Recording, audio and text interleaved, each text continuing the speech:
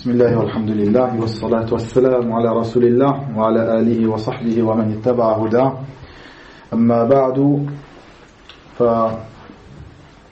En ce jour, le 13 du mois de Ramadan de l'année 1439 après la hijra de notre prophète Mohammed sallallahu alayhi wa sallam, nous avons pu assister à ce cours bénéfique dispensé par notre cheikh Abu Yusuf Adil Sayyid Hafidahullahu Ta'ala, qui avait pour titre une réfutation sur les coranistes. Comme on a l'habitude de faire avant de faire une brève biographie de ce cheikh que nous avons appelé Cheikh Adil Sayyid Hafidahullah, une brève présentation sur ce dernier.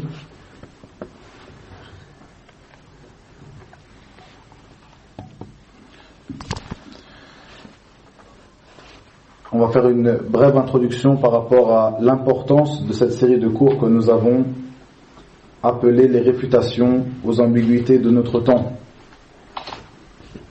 Ce cours qui était le deuxième de cette série de cours, après le cours de notre cher Cheikh Khalid Othman, Hafidahullah Ta'ala, hier, qui était un cours général sur l'importance des réfutations, l'importance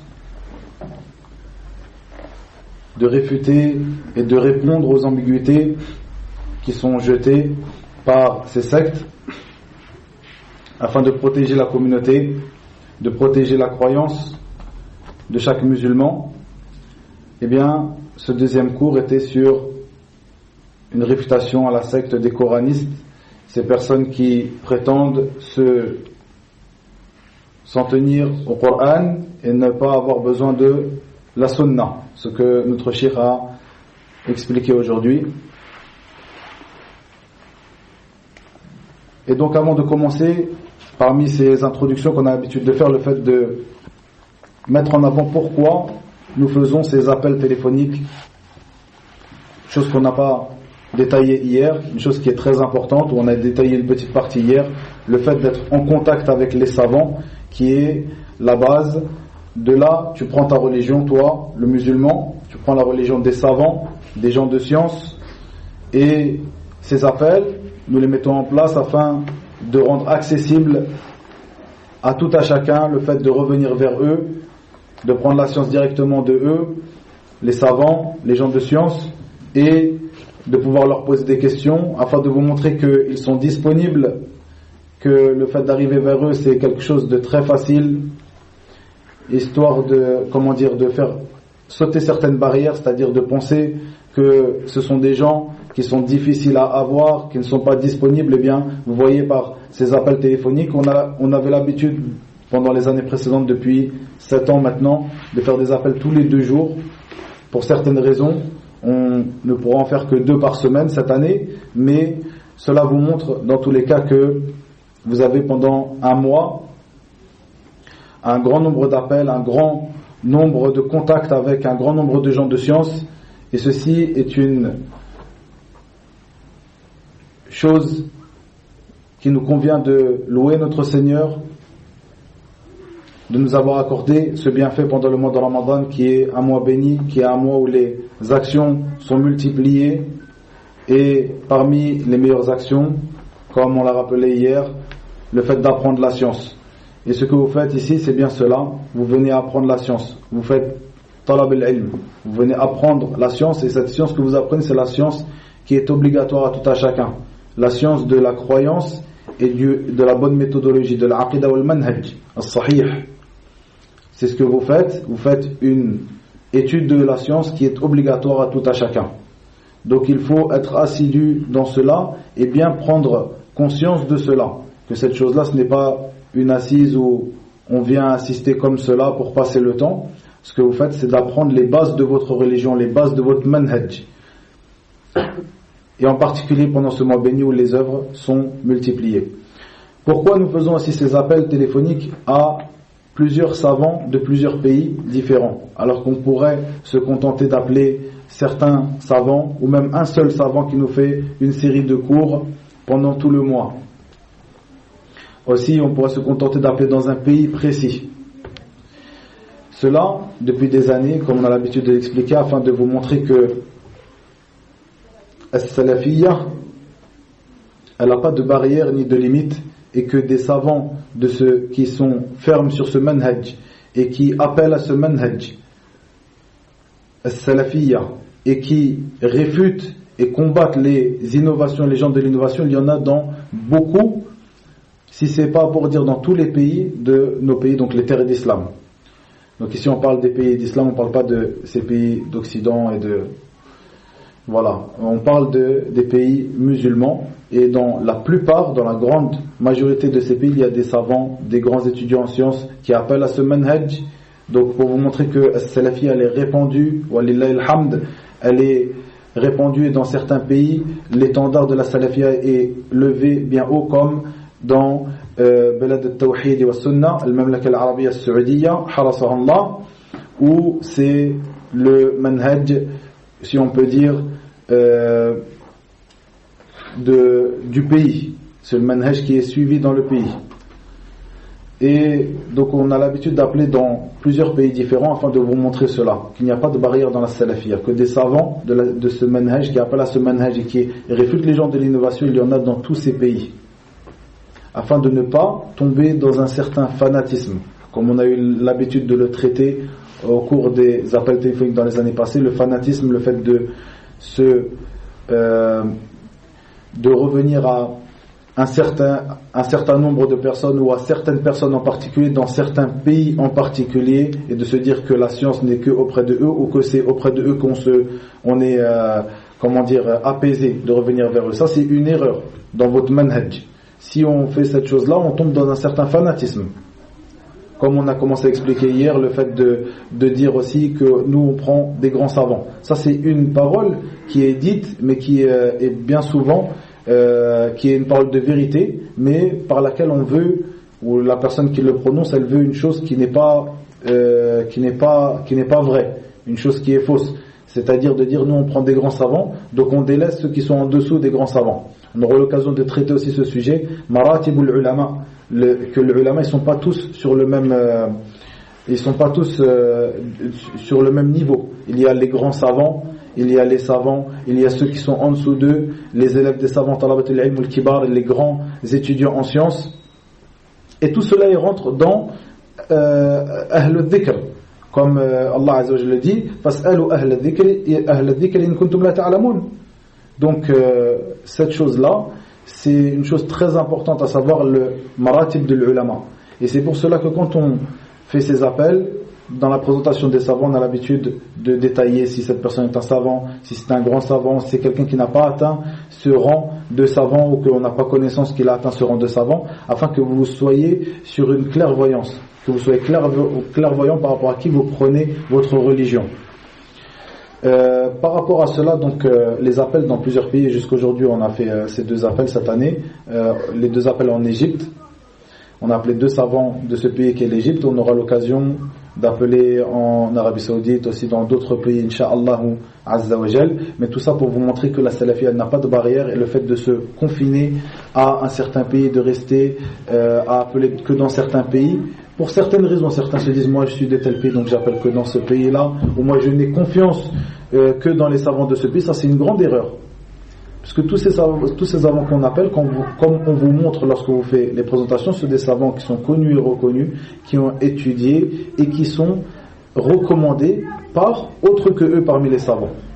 Donc toi tu n'es même pas juste et sincère dans cette prétention de dire moi je reviens que aux savants d'un tel pays, ou je reviens que vers les grands savants. Parce que si tu étais sincère et si tu étais véridique dans cela, eh bien au moment où tu reviendrais vers les grands savants, eh bien tu saurais que ces grands savants vers qui tu reviens et tu prétends revenir, ils ont recommandé de revenir vers un tel et un tel parmi les savants qui sont en dessous de eux. Donc si tu étais véridique dans cela, tu reviendrais aussi vers ces savants-là. Pareil pour le pays vers lequel tu reviens. Pour vous dire que la salafiyya n'a pas de barrière. Et lorsque Allah Azza wa Jal nous dit fas'alu ahla dhikr in kuntum la ta'lamun, est-ce que dans ce verset, l'un d'entre vous trouve dans l'exégèse de ce verset quelqu'un parmi les savants de la Ummah, à travers 15 siècles, a expliqué ce verset en disant de revenir vers les savants d'une telle terre ou d'une telle catégorie de savants? Vous ne le trouverez pas. Ce qui est voulu ici, c'est Ahl al-Dhikr. tous ceux qui rentrent dans Ahl al-Dhikr, nous sommes ordonnés de revenir vers eux, de n'importe quel pays, de n'importe quelle origine, et aussi de n'importe quel rang, du moment qu'ils font partie de Ahl al-Dhikr. Après, comme on a l'habitude de détailler, comme on aura l'occasion de détailler, le fait que certains points dans ta religion, tu ne reviens que vers les grands savants. Comme on l'a déjà détaillé pendant les années passées, l'ulama, notre cheikh Adil Sayyid l'année dernière, a fait un cours que vous retrouvez aussi sur le site. Ce cheikh que nous venons d'appeler Cheikh Adil Sayyid, il a fait un cours par rapport à cela. Donc on aura l'occasion de parler de cela, dans quelle affaire nous revenons vers les grands savants uniquement et nous ne revenons pas vers ceux qui sont en dessous de cela, dans certains points précis. Après cela, avant de commencer dans la brève présentation du shir, juste un rappel par rapport à ce que nous avons mis en place cette année, donc cette série de réfutations aux ambiguïtés des gens de notre temps. Ces ambiguïtés-là, ce sont des ambiguïtés qui sont répandues, et en particulier dans ces pays d'Occident. Les coranistes, peut-être certains d'entre vous n'en ont jamais entendu parler, ou peut-être que vous en avez juste entendu parler c'est-à-dire vous avez lu sur eux, mais vous ne savez pas qu'ils sont peut-être à côté de chez vous. Il faut savoir que ces gens-là, par exemple les coranistes ici et autres qu'eux, ils sont dans beaucoup d'endroits. Par exemple, ils ont des centres sur Paris, ils ont des centres dans le nord de la France, que ce soit les coranistes ou autres que eux. Mais en parlant des coranistes ici, et ce sont des gens qui appellent à ce manhaj-là, qui ont des centres et qui appellent à cela. Autre que par exemple aussi les Shia, ils ont des centres en France. Aussi l'Ahbash, peut-être vous avez entendu parler de eux. Ces gens-là, ils ont aussi des centres et ils appellent à cela. Al-Khawarij, il y en a beaucoup. Aussi As-Soufiyya, toutes ces personnes sur qui on va faire des réfutations, ils sont autour de nous. Donc l'importance de faire ces réfutations afin de se préserver soi-même en premier lieu, et après avoir bien appris et bien compris cela, afin de préserver les autres, nos frères, nos sœurs, nos mères et nos pères, afin de les appeler à cela et de réfuter les ambiguïtés qui sont jetées, qui sont lancées par ces sectes-là. C'est pour ça que ce que vous faites ici, c'est quelque chose de très important. Si ton frère n'a pas pu venir assister, toi tu es là, prends des notes, essaie de bien comprendre le cours afin de pouvoir répondre, réfuter et appeler à cela, Inch'Allah Azza wa Jal. Et ce que tu fais ici, comme on a pu le voir hier, ça fait partie des plus grands efforts, de la plus grande guerre que tu peux mener contre le mal, le fait de réfuter les ambiguïtés de ces sectes qui touchent à la croyance du musulman. Cette croyance sur laquelle sera questionné le jour du jugement par Allah tabaraka wa ta'ala, et sur cette croyance et son devenir, c'est-à-dire soit en enfer soit en paradis, sera décidé. Donc il faut vraiment bien prendre conscience de l'importance de cette chose-là. Et il faut savoir aussi, pour pas trop s'étendre là-dessus, une parole de ce grand savant d'Algérie, Cheikh Mohamed Ali Farkouz, dans son livre Al-Hajr. Il rappelle une parole qui est très importante. Il dit que le fait de combattre les innovations et les gens de l'innovation et de les réfuter et de mettre en garde contre eux, cela fait partie des caractéristiques les plus, comme il dit donc dans le sens approximatif de ces paroles, les caractéristiques par lesquelles se démarque le plus cette da'wa salafiyya. Pourquoi? On entend cela, al-Rudoud, al-Tahdir, etc. Les salafis, ils sont dans cela. Pourquoi? Il dit, Hafidahullah, car al-bid'a, l'innovation, elle annule ou elle va à l'encontre d'un des deux piliers des acceptations des œuvres. Vous savez que les œuvres, elles sont acceptées sur deux conditions. La première condition, al-ikhlas, la sincérité envers Allah Azza wa Jal. Une personne qui fait une œuvre en étant sincère envers Allah tabaraka wa ta'ala. La deuxième condition, le fait qu'elle soit en concordance avec la sunna de notre prophète Muhammad sallallahu alayhi wa sallam. Et le bid'a, l'innovation, elle vient annuler, elle vient à l'encontre d'un de ces deux piliers ou d'une de ces deux conditions. Et celui qui combat cela, cette innovation, celui qui réfute cette innovation, qui met en garde contre cette innovation, il aura préservé les musulmans de se voir leurs œuvres annulées. D'où l'importance et d'où le fait que cette chose-là, le fait de mettre en garde et de réfuter les sectes et les innovations, fait partie des plus grandes caractéristiques de ad-da'wa salafiyya. Il faut bien faire attention à cela. Ceux qui vous mettent qui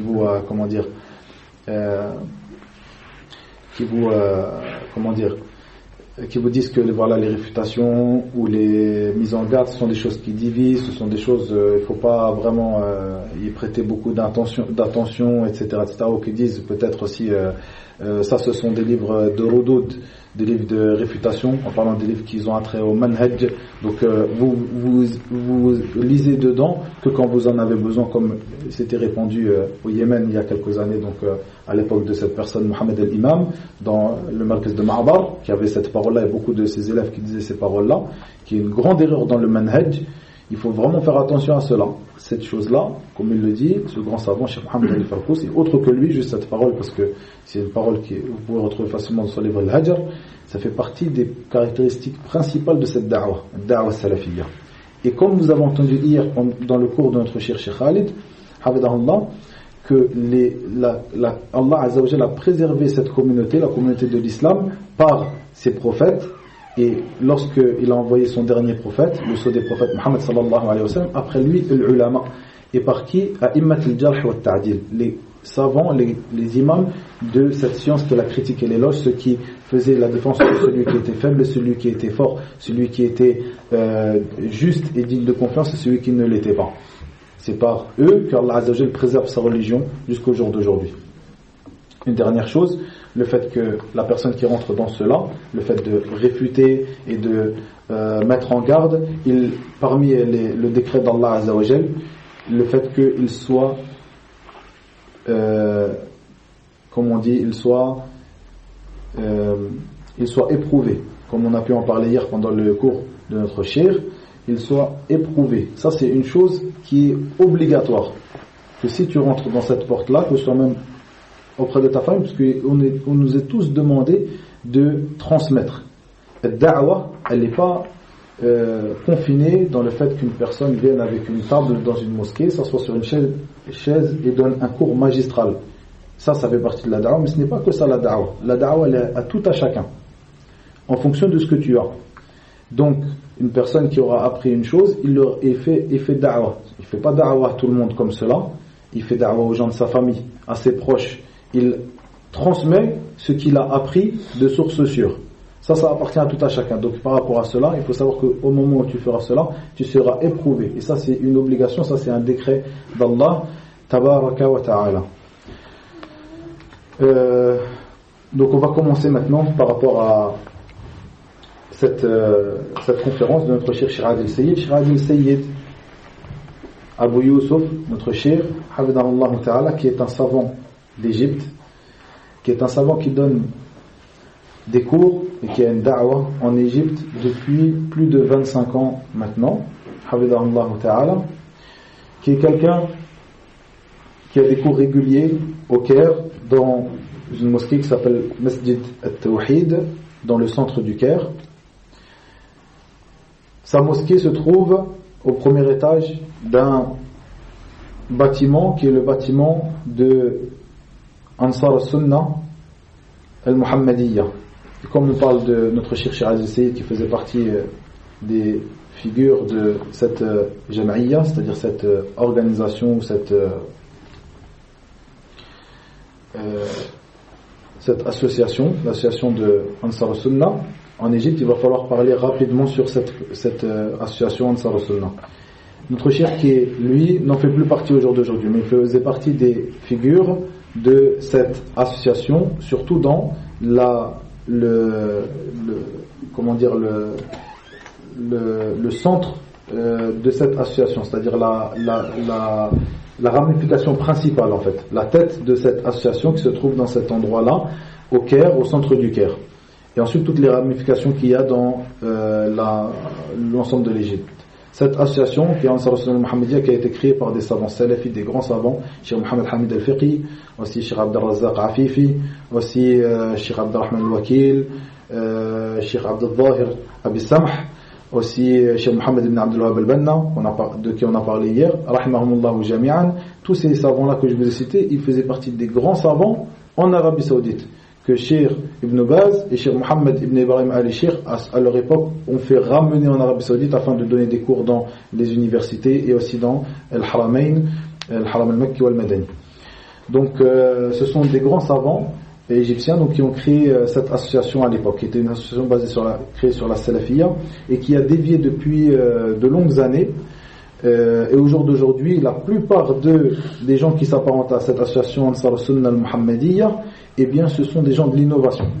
À l'image d'Abu Ishaq al-Huwayni, qui est une grande tête parmi les Al-Khawarij, Mohamed Hassan, Mohamed Hussein Yaqoub, Abdel Azim Badawi, qui a écrit ce livre qui est Al-Wajiz, fi fiqh al-Sunnati wal-Kitab al-Aziz, donc le livre Al-Wajiz dans le fiqh, que peut-être vous connaissez, qui a été traduit en français, d'ailleurs dans la traduction en français qu'il y a, celle que je connais, moi j'en connais qu'une seule, c'est pas s'il y en a d'autres, le traducteur a laissé les annotations où cette personne-là, Abdel Azim al-Badawi, rapportait de Sayyid Qutb, une des grandes têtes du mal, une des grandes têtes des frères musulmans del Khawarij de notre siècle.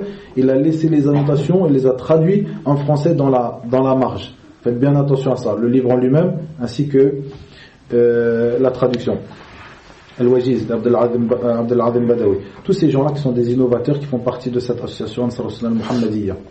Et notre cheikh Cheikh Adil Sayyid en faisait partie et œuvrait avec notre cheikh Al-Walid, notre père, le cheikh des Salafis d'Égypte, Hassan ibn Abdullah al-Banna, pendant de longues années à réfuter et à conseiller les gens de cette association jusqu'à ce qu'il a. Et tout cela sur le conseil de Cheikh Al-Allama Rabi' ibn Hadi al-Madkhali, hafidahullah ta'ala, qui leur conseille de patienter avec eux, de les corriger, de les conseiller et de les réfuter pendant de longues années. Jusqu'à ce qu'il y a quelques années, à peu près 2-3 ans, il s'est retiré de cette association. Mais bien sûr, son nom est toujours associé à cette association. C'est pour cela qu'il fallait faire un éclaircissement autour de cette association. Sachant que sa mosquée, c'est lui qui dirige, qui s'occupe de la mosquée. Le gouvernement égyptien l'a nommé comme étant celui qui dirige et qui s'occupe de tout ce qui se passe dans la mosquée, qui est au premier étage de la ramification principale en fait de cette association Ansar Sunnah al-Muhammadiyya au centre du Caire. Une petite parenthèse aussi, le fait que tous ces appels, on le rappellera un peu plus tard, tous ces appels aussi on le fait à des savants de plusieurs pays différents afin que vous connaissiez les savants de votre Ummah, les savants de cette communauté, afin que vous sachiez qui ils sont. Quand vous lisez quelque chose, un écrit, vous savez cette personne-là, c'est vrai, on a étudié avec lui, on a pris un cours avec lui, on sait qui c'est. Et vous entendez une fatwa, vous savez qui est cette personne, puisque de nos jours, on connaît 2-3 noms de savants, on pense que ça c'est la Ummah des savants. C'est les savants de la Ummah, pardon. Et ça c'est une grande erreur, des savants, il y en a beaucoup, et là on vous fait connaître ces savants-là, des savants qui sont sur une salafia claire. On vous les fait connaître par cela afin que vous ne soyez pas étonnés si vous recevez une fatwa, vous recevez un livre, des audios, afin que vous puissiez les connaître. Aussi, ces appels donc dans plusieurs pays différents, puisqu'on est tous de pays d'origine différente. Et tous, on est des musulmans qui sont dans une terre qui n'est pas une terre d'islam. On est tous demandés, pour certains d'entre nous, de faire la hijra, de partir, de faire l'immigration et de retrouver les musulmans dans leur pays. De partir étudier. Et au moment où toi, tu ne connais même pas les savants qu'il y a dans ton pays, où tu as une vague, tu sais à peu près qui ils sont, ce n'est pas une bonne chose au moment où tu vas voyager dans ton pays. Tes cousins, tes parents, les gens qui sont dans ce pays, tu ne sais pas vers qui les orienter. Ça, c'est aussi un des buts pourquoi nous faisons ces appels, et nous faisons exprès de faire ces appels dans plusieurs pays différents, afin que vous connaissiez les savants de la Ummah et que vous puissiez orienter les gens vers eux. Donc notre cher Cheikh Adil Sayyid est recommandé par l'ensemble des savants d'Égypte, à leur tête notre père, Cheikh Hassan ibn Abdullah al-Banna, qui le recommande et qui dit de lui que c'est un savant dans la science du tafsir, de l'exégèse du Coran. Il l'appelle al-Mufassir al-Cheikh Adil Sayyid, c'est-à-dire l'exégèse du Coran. Et il a beaucoup de cours, il est connu pour cela, c'est sa spécialité, l'exégèse du Coran. Il est aussi connu par notre cheikh Al-Allama Rabi' ibn Hadi al-Madkhali, qui le recommande, qui a eu l'occasion de le visiter pour la dernière fois l'année dernière, qui lui a fait beaucoup de recommandations par rapport à la da'wa en Égypte. Aussi Cheikh Abdurrahman Muhiddin, qui fait partie des grands savants de Médine, qui le recommande, et ses recommandations elles ne sont pas cachées.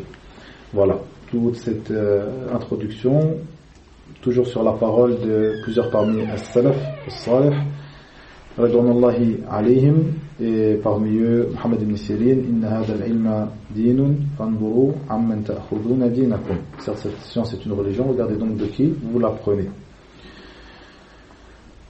Ce cours que nous a dispensé aujourd'hui notre cher Shirad al-Sayyid Hafidahullah Ta'ala, dans cette série de cours qui est une réfutation aux ambiguïtés des gens de ce temps, après Khutbat ibn Mas'ud, qui s'appelle radiallahu anhu, qui s'appelle aussi Khutbat al-Haja, notre cher a fait un dua pour ceux qui écoutent, ceux qui sont présents aujourd'hui, ceux qui écoutent avec nous. Une autre parenthèse avant de commencer le cours, aussi, comme on a l'habitude de le rappeler, un des bénéfices que nous tirons de faire ces appels avec ces gens de science, que nous estimons comme étant des gens de piété, qui ont une religion et une piété, et bien qu'ils fassent des duas pour vous et vos familles. Vous êtes là, pendant ce mois béni qui est le mois de Ramadan, son invocation peut vous toucher. Il fait invocation, et on estime que ces gens-là, ce sont nos savants, sont des gens de piété. Ils vous font des invocations pour vous, pour vos familles, afin qu'ils vous facilitent, qu'ils fassent que ce mois soit un mois béni pour vous. Donc on espère que ces invocations nous touchent, nous ainsi que nos familles.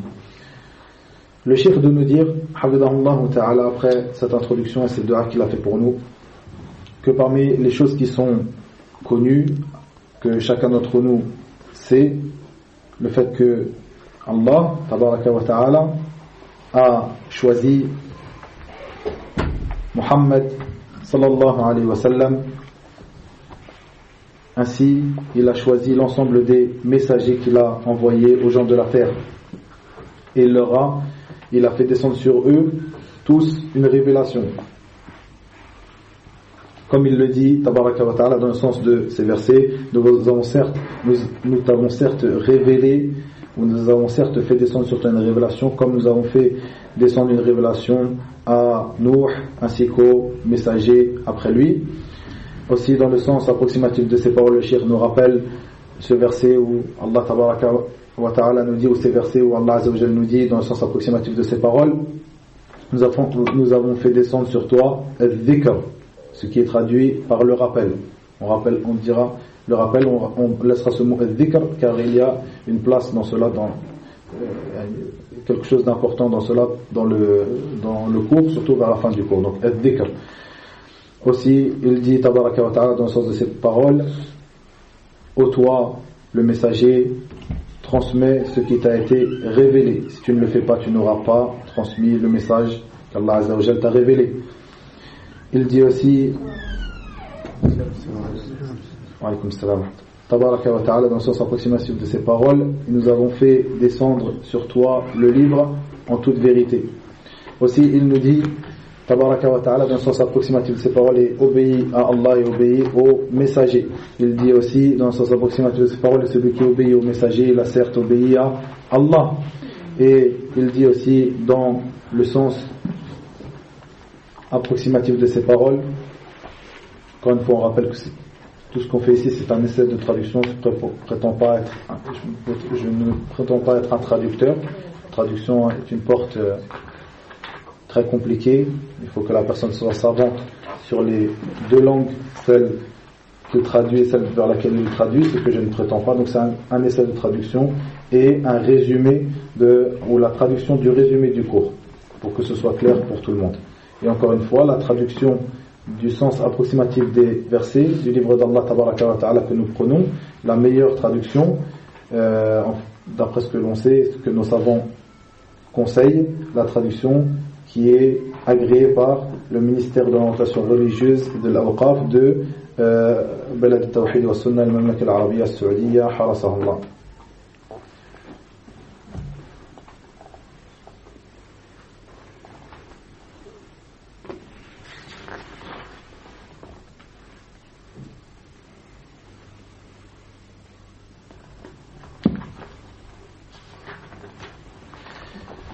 Donc, le cheikh a évoqué aussi ce verset où Allah Azza wa Jalla dit dans le sens approximatif de ces paroles, non, par ton Seigneur ils ne seront pas croyants aussi longtemps qu'ils ne t'auront demandé de juger de leurs disputes et qu'ils n'auront éprouvé nulle angoisse pour ce que tu auras décidé et qu'ils se soumettent complètement à ta sentence.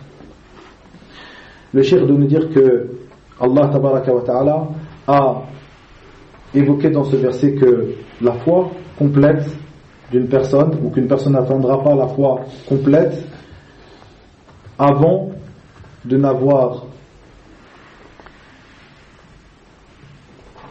obéi au prophète Mohammed sallallahu alayhi wa sallam dans tout ce qu'il ordonne, et avant de s'être soumis à lui dans les sentences qu'il aura jugées. Et le cheikh doit dire que nous, ici, nous attestons comme as-sahaba radouanullahi alayhim ont attesté, comme le prophète Mohammed sallallahu alayhi wa sallam leur a fait attester le jour de Arafah pendant Hajjat al-Wada', où il leur a fait attester qu'il avait certes transmis le message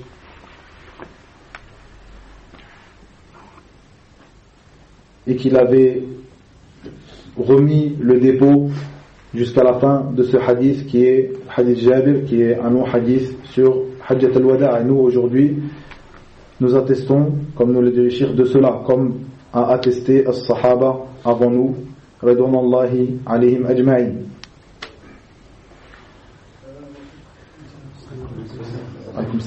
Le cheikh nous dit que ici il a évoqué donc tous ces versets qui nous montrent que le prophète sallallahu alayhi wa sallam a été ordonné, s'est vu ordonné par son Seigneur tabaraka wa ta'ala de transmettre le message.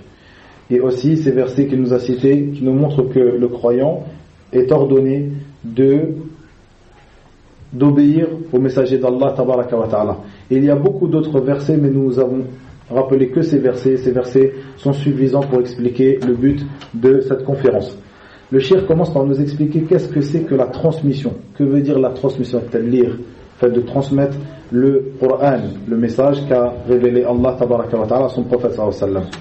Le cheikh nous dit que cette transmission veut dire qu'il est ordonné, que Allah azza wa jalla lui a ordonné, il l'a fait supporter le fait de transmettre le Coran par ses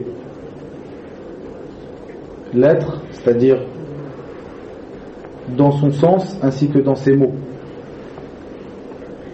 comme il l'a entendu de Jibril alayhi salam et comme Jibril lui-même l'a entendu d'Allah tabaraka wa ta'ala. Allah azza wa jalla a révélé à Jibril alayhi salam le Coran. Jibril l'a entendu d'Allah tabaraka wa ta'ala et il l'a transmis au prophète sallallahu alayhi wa sallam qui lui-même l'a entendu de Jibril alayhi salam. Il a transmis les mots lettre par lettre et le sens entier du Coran qui donc Jibril l'a transmis au prophète sallallahu alayhi wa sallam, que lui-même l'a transmis à sa communauté. Et c'est bien cela la transmission, c'est-à-dire le fait de le transmettre d'une manière vocale et sans falsifier son sens. Et c'est bien cela que Allah azza wa jalla veut dire lorsqu'il dit, et dans le sens approximatif de ces paroles,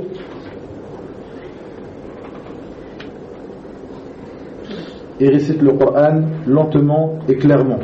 Aussi dans le sens de ces paroles où il dit à son prophète sallallahu alayhi wa sallam: ne remue pas ta langue pour hâter sa récitation.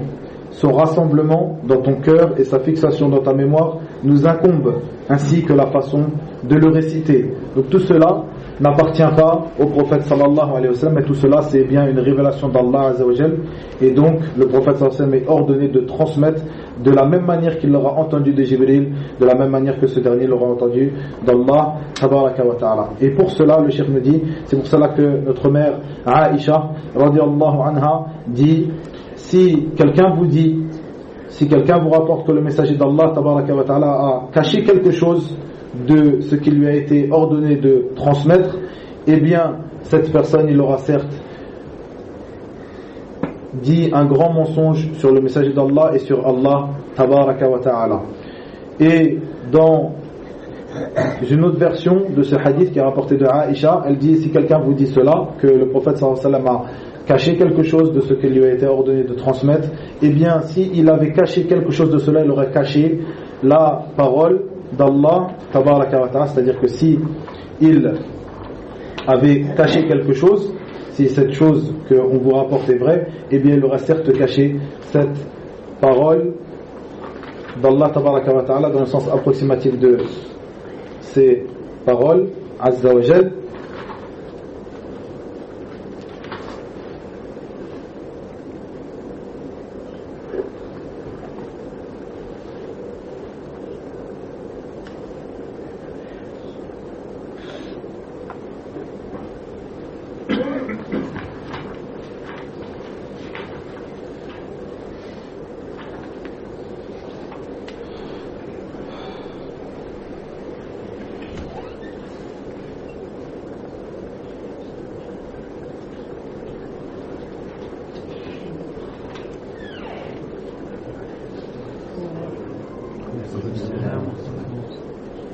Non. Dans le sens approximatif de ces paroles, quand tu disais à celui qu'Allah avait comblé de bienfaits, tout comme toi-même l'avais comblé, garde pour toi ton épouse et crains Allah, et tu cachais en ton âme ce qu'Allah avait rendu public. Tu craignais les gens, et c'est Allah qui est plus digne de ta crainte.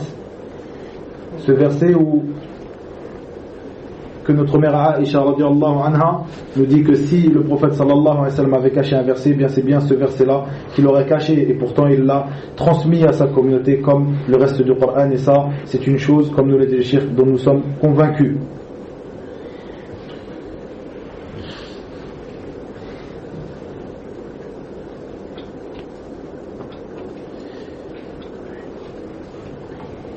Et le shir de nous dire aussi que Allah Azza wa Jal a rendu son prophète sallallahu alayhi wa sallam exempt de toute falsification du Coran et de tout manque dans sa transmission. Pour cela il dit Tabaraka wa ta'ala, dans le sens approximatif de ces paroles,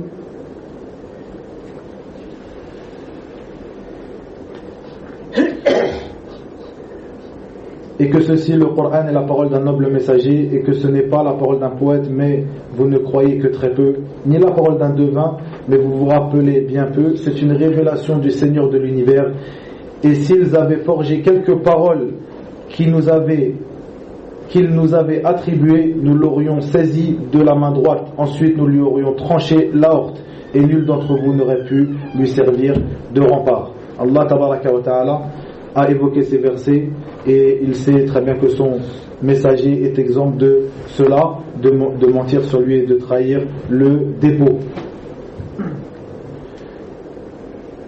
Nous avons expliqué ici, comme nous l'a dit le cheikh, at-tablir, la transmission. Ce qui est rapporté aussi dans ces versets que nous avons rapportés au début du cours, donc donner une traduction approximative, il y a aussi le mot al-bayan, c'est-à-dire l'éclaircissement du message qu'Allah Azza wa Jalla lui a transmis, c'est-à-dire du Coran. Que veut dire cela? Qu'Allah Azza wa Jalla a ordonné à son messager d'éclaircir le Coran.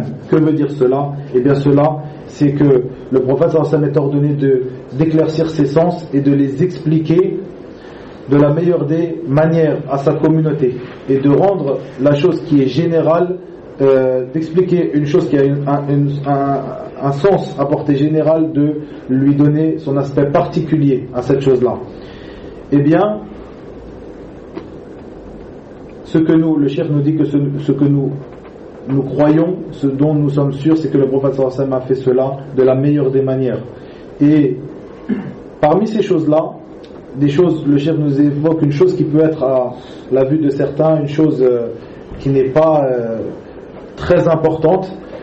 Il nous dit que le prophète sallallahu alayhi wa sallam, jusqu'à la manière de réciter le Coran, il nous l'a transmis de la meilleure des manières, jusqu'à sa manière de le réciter, dans certaines choses qui ne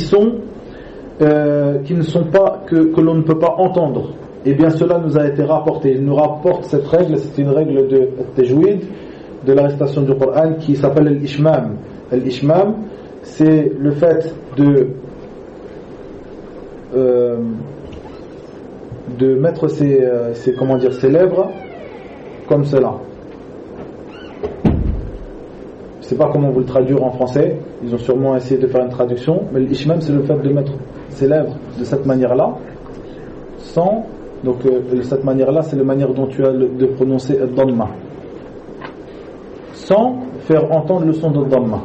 Et cette chose-là, cette règle-là, dans la version qu'on a l'habitude de lire, c'est-à-dire la version de Hafs an Asim ibn Abi Nujoud, la version qu'on lit généralement ici en France, aussi dans Warsh, il me semble qu'il y a aussi dans la version de Warsh an Nafi', il y a aussi qu'un seul endroit dans le Mushaf où tu fais cette règle-là qui s'appelle l'ishmam, comme cela, sans que tu fasses entendre le son de ad-damma. Et cela c'est dans Surat Yusuf. Ya abana ma laka la ta'manna ala Yusuf. Ma laka la ta'manna ala Yusuf. Ma laka la ta'manna ala Yusuf. Ta'manuna dans certaines versions. Ta'manuna en prononçant cela. Et nous, Hafsan Asim, aussi dans Warsh al-Nafi', on dit Ma laka la ta'manna ala Yusuf, sans entendre le son de Al-Dhamma. Ça, c'est ce qu'on appelle l'Ishbal. Et c'est quelque chose de très important que le Cheikh a rappelé ici. Alaykoum salam wa rahmatullah. Il a rappelé cela pour vous montrer que même une chose qui a l'air petite et pas très importante dans la transmission du livre d'Allah tabaraka wa ta'ala, bien même cette chose-là, le prophète sallallahu alayhi wa sallam l'a transmis, et il nous a été rapporté cela malgré que c'est une chose qu'on n'entend pas, c'est-à-dire qu'on ne peut pas retranscrire, que en le rapportant d'une manière, c'est-à-dire que les Sahaba, ils ont vu le prophète sallallahu alayhi wa sallam, ils ont rapporté cela, ils l'ont rapporté à ceux qui les ont et ceux qui nous ont suivis, qui eux-mêmes l'ont rapporté à ceux qui les ont suivis de cette manière-là, en leur montrant comment faire l'ishmam, une règle de récitation du Coran.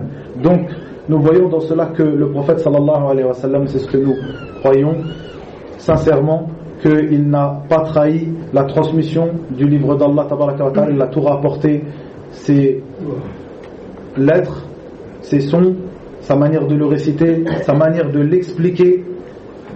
Il a tout il a tout transmis à sa communauté sallallahu alayhi wa sallam.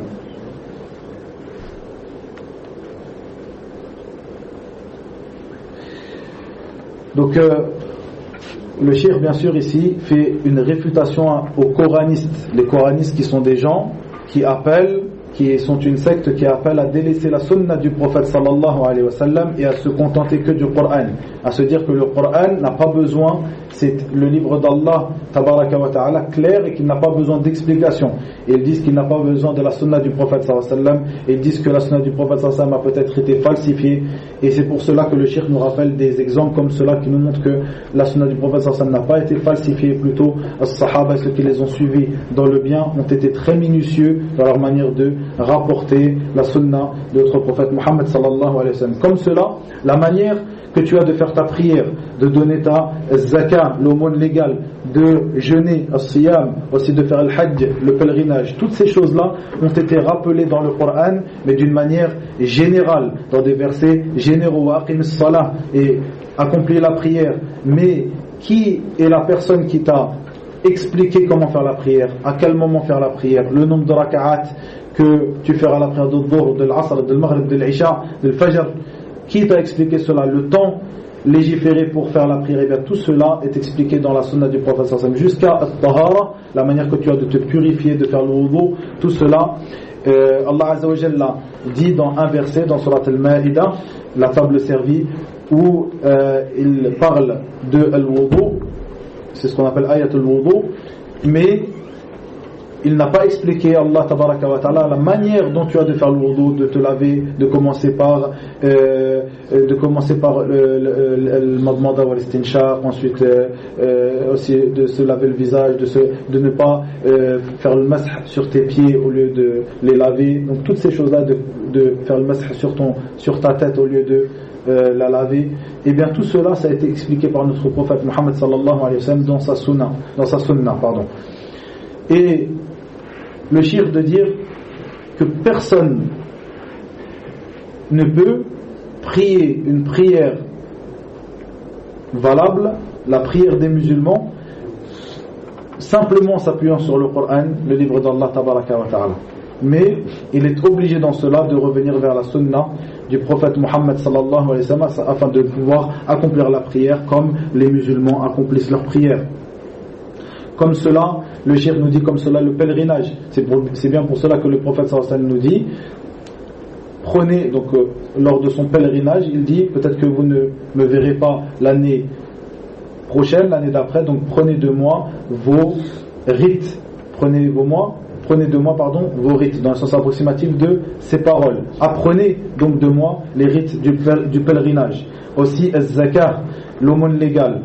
Le cheikh de nous dire que l'aumône légale est rappelée dans le Coran. Allah Azza wa Jalla nous ordonne de donner l'aumône légale, mais celui qui nous a détaillé comment donner l'aumône légale, à partir de quel seuil l'aumône légale est due, combien donner sur notre argent, sur quel bien donner l'aumône légale et sur quel bien il n'y a pas d'obligation de le donner, et bien toutes ces choses-là, c'est notre prophète Muhammad sallallahu alayhi wa sallam qui nous l'a détaillé dans sa sunna. Et le cheikh doit dire que toute chose dans notre religion a été détaillée dans la sunna. Le Coran a expliqué, a ordonné les choses d'une manière générale, et la sunna est venue pour les détailler et les expliquer. Le cheikh nous a donné un nombre d'exemples après cela, qui nous montrent l'importance de la sunna et le besoin constant du musulman de revenir vers elle dans toutes les facettes de sa vie religieuse.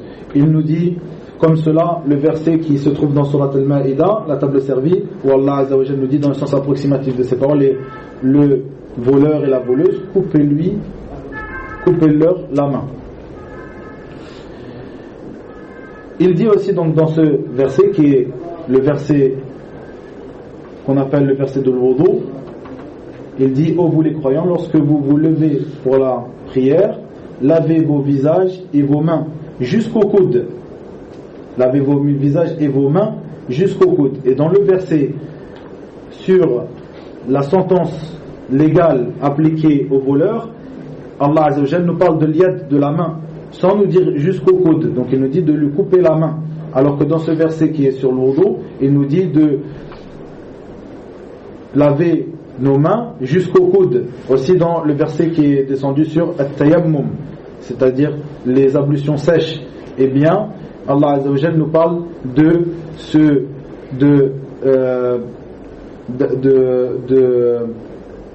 d'un sens approximatif de ces paroles, tabaraka wa ta'ala, d'essuyer nos visages ainsi que nos mains. Mais il ne donne pas jusqu'où essuyer nos mains. Qu'est-ce qu'il faut essuyer de nos mains? Est-ce qu'il faut essuyer la partie intérieure, la partie extérieure, comme nous le dit notre cheikh Hafidahullah ta'ala? Et toutes ces choses-là, cette chose-là, elle a été expliquée par notre prophète sallallahu alayhi wa sallam dans la sunna. Une personne qui ne prendra pas la sunna, il va donc juger que là, donc ces personnes-là comme les coranites ou les coranistes, et bien sûr aussi une chose que le cheikh a rappelé ici, que peu de personnes savent, ou que peu de personnes font attention à cela, le fait que Al-Khawarij, ceux qui sortent contre les gouverneurs des musulmans, qui tuent les musulmans, qui les jugent mécréants, Al-Khawarij, cette secte, ne prenait pas de la sunna du prophète Muhammad sallallahu alayhi wa sallam. Et le cheikh de nous dire que donc les coranistes, comme cela aussi les Khawarij, ils ont appliqué cela. Les coranistes, lorsqu'ils prennent le verset où Allah Azza wa Jalla parle, comme dans ce verset dans la table servie, Al-Ma'ida, où Allah Azza wa Jalla parle du voleur et de la voleuse, le fait, la sentence juridique est de leur couper la main, eh bien ils prendront cette parole-là comme étant une parole générale. Allah a parlé de l'yad, la main, et pour savoir jusqu'où leur couper la main, ils reviendront vers le verset qui parle de l'wudu, où Allah Azza wa Jalla nous dit il al marafiq, jusque au coude. Donc ces personnes-là qui ne prennent pas de la sunna, qui expliquent ce verset de la peine, de la sentence légale du voleur, ils ne prennent pas ces hadiths qui parlent de cela, qui nous montrent que cette personne-là, on lui coupe jusqu'ici, on ne lui coupe pas jusqu'au coude. Donc s'ils ne prennent pas cela, ils prendront ce verset qui parle de l'wudu, et ils vont appliquer la sentence légale au voleur d'après ce qui est venu dans le verset de l'wudu, c'est-à-dire qu'ils vont lui couper la main jusqu'au coude, ce que personne n'a fait avant eux, à part Al-Khawarij. Le Khawarij qui, eux, ne prenaient pas de la sunna du prophète Muhammad sallallahu alayhi wa sallam, et qui ont fait cela, qui ont coupé la main au voleur jusqu'à son coude.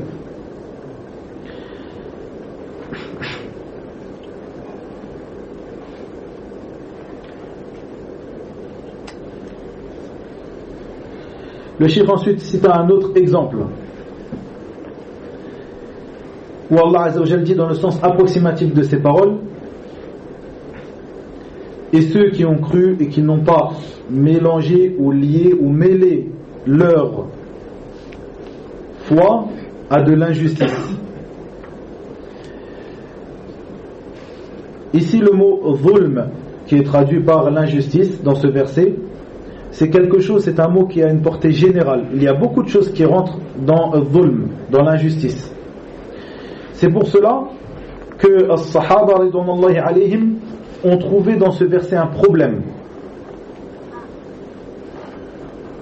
Donc dans la fin du verset où Allah Azza wa Jalla dit dans le sens approximatif de ces paroles, ceux qui ont cru et qui n'ont pas mêlé leur foi à de l'injustice, ceux-là seront en sûreté et ceux-là seront du nombre des bien guidés, dans le sens approximatif de ces paroles. Et les Sahaba ont pris ce verset comme étant un problème pour eux, car ils ont dit au prophète sallallahu alayhi wa sallam, Ya Rasulallah, ô messager d'Allah, qui d'entre nous n'a pas fait d'injustice? Qui d'entre nous n'a pas fait d'injustice, si ce n'est à sa propre personne? Qui d'entre nous n'a pas fait d'injustice? Et le prophète sallallahu alayhi wa sallam de répondre, ce n'est pas l'injustice vers laquelle vous partez, ce n'est pas l'injustice à laquelle vous pensez. N'avez-vous pas entendu, donc dans le sens approximatif de ces paroles sallallahu alayhi wa sallam, n'avez-vous pas entendu la parole de ce serviteur pieux, Luqman, où il disait à son fils, ô mon fils, certes l'injustice, certes l'association est une grande injustice ou une injustice immense. Donc ce qui est voulu dans ce verset, le prophète sallallahu alayhi wa sallam l'a expliqué comme étant donc l'injustice, qui est un mot général dans lequel il rentre beaucoup de choses. Et bien le prophète sallallahu alayhi wa sallam l'a expliqué par une chose particulière qui est shirk, l'association. Donc ce qui est voulu dans ce premier verset que nous avons évoqué, qui est dans Surat Al-An'am, c'est shirk, l'association. Les Sahaba, ils n'avaient pas compris. Ce sont des Arabes de souche qui comprennent très bien la langue arabe, qui savent que al-dhulm, ça veut dire beaucoup de choses, l'injustice. Donc ils n'ont pas compris ce verset et ils se sont dit, qui d'entre nous alors fera partie du nombre des bien guidés, comme Allah Azza wa Jalla a expliqué dans ce verset, a dit dans ce verset, puisque n'importe lequel d'entre nous a fait de l'injustice, ce n'est à sa propre personne. À ce moment-là, le prophète, ils sont revenus vers le prophète sallallahu, vers sa sunnah, et lui, sallallahu alayhi wa sallam, leur a expliqué ce qui était voulu par ce verset d'Allah tabaraka wa ta'ala. Le chef de nous dire, une personne peut nous dire parmi ces gens qui sont dans cette voie égarée, qui est la voie des coranistes, il peut nous dire, mais ceci est l'explication du Coran par le Coran. Le chef de nous dire, certes, le prophète sallallahu alayhi wa sallam lui-même a expliqué le Coran par le Coran ici. Mais toi, sans l'explication du prophète sallallahu alayhi wa sallam, qui aurait pu comment aurais-tu pu savoir qu'on explique ce premier verset par ce deuxième verset? Donc c'est bien l'explication du Coran par le Coran, mais qui a fait cette explication? C'est le prophète sallallahu alayhi wa sallam. On a trouvé l'explication dans sa sunnah sallallahu alayhi wa sallam. Un autre exemple encore. Tous ces exemples sont des exemples très importants par lesquels le cheikh nous dit à la fin du cours que c'est une manière qu'on a de réfuter et de répondre à cette secte, les coranistes qui prétendent se suffire du Coran et de ne pas prendre de la sunna du prophète sallallahu alayhi wa sallam. Un autre exemple, le cheikh nous dit, dans le sens approximatif de ces paroles, le cheikh nous dit, dans la parole d'Allah tabaraka wa ta'ala, dans le sens approximatif de ces paroles,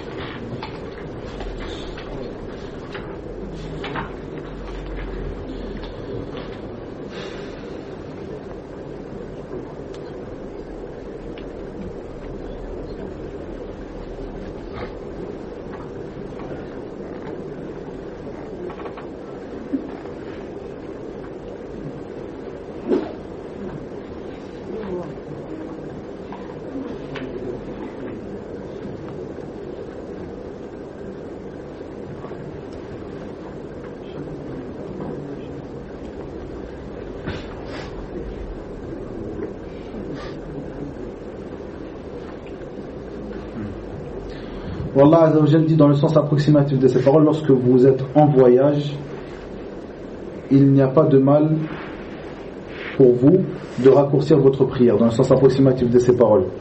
Et ce qui est apparent dans ce verset, comme nous le dit le shir, c'est que le fait de raccourcir la prière, c'est-à-dire de prier 2 rak'at au lieu de 4 pour les prières qui sont ruba'iyya, qui sont de 4 rak'at, eh bien le fait de raccourcir sa prière de cette manière-là, c'est quelque chose qui est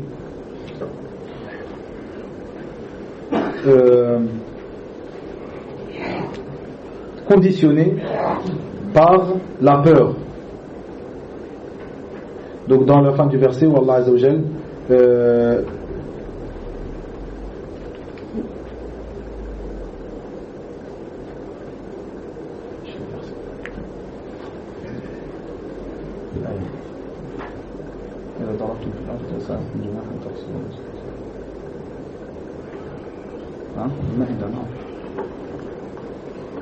juste pour nous rapporter le verset comme il est traduit.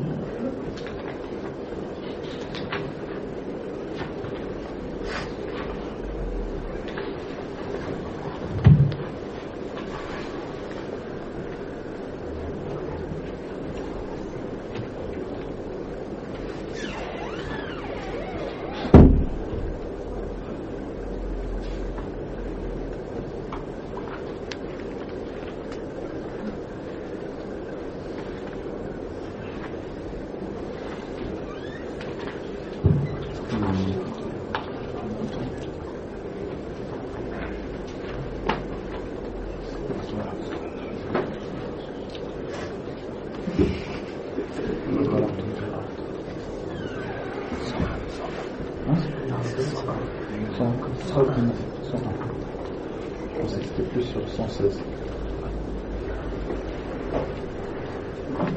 Voilà. Le plus important, c'est d'avoir une traduction qui est plus proche de ce qui est voulu.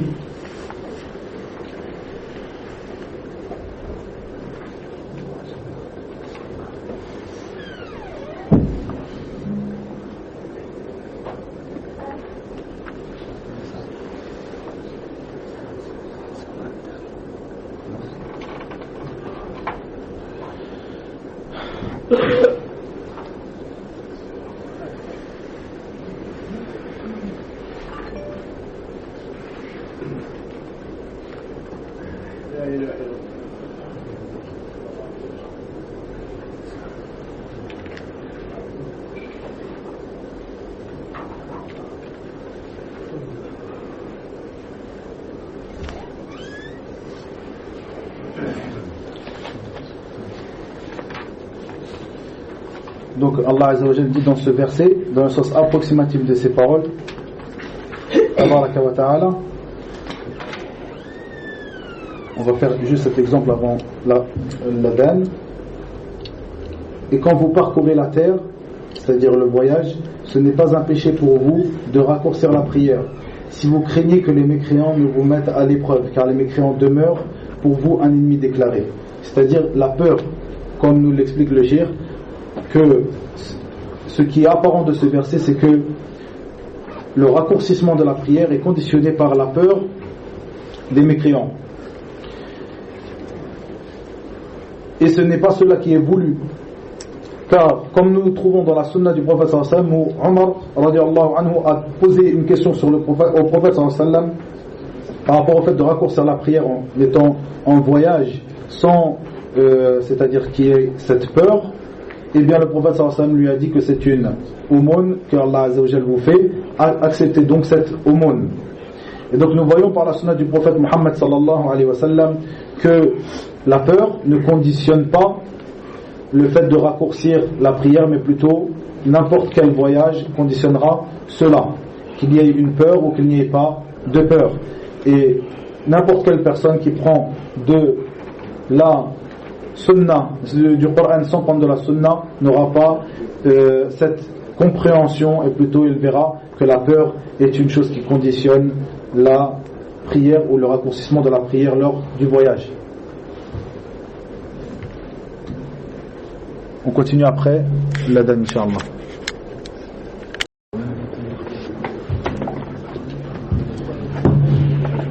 بسم بسم الله والحمد لله والصلاة والسلام على رسول الله وعلى آله وصحبه ومن اتبع هداه أما بعد.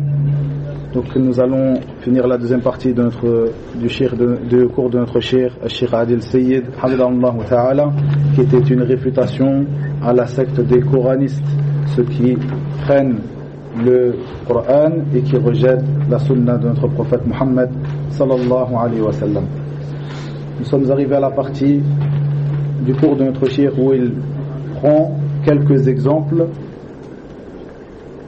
qu'utilisent les coranistes pour appuyer leur innovation, et il les réfute sur ces exemples. Hafidahullahu Ta'ala. L'exemple qu'il a pris ici, c'est l'exemple de la parole d'Allah Tabaraka wa Ta'ala dans le sens approximatif de ses paroles, où il dit: il vous a été interdit la bête morte. Et le shir de nous dire que celui qui prend ce verset sans s'appuyer sur la sunna de notre prophète Muhammad sallallahu alayhi wa sallam s'interdira l'ensemble des bêtes mortes, c'est-à-dire qui n'ont pas reçu, qui n'ont pas été sacrifiées d'une manière légiférée,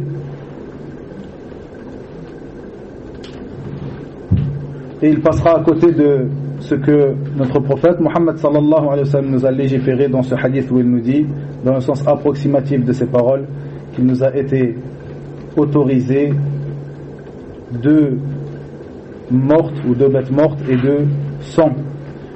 Les 2 bêtes mortes sont les sauterelles et les poissons, et les 2 sangs sont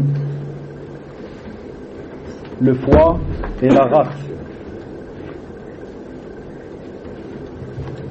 Comme cela, le shir nous prend comme exemple la parole d'Allah Tabaraka wa Ta'ala, où il dit dans le sens approximatif de ses paroles: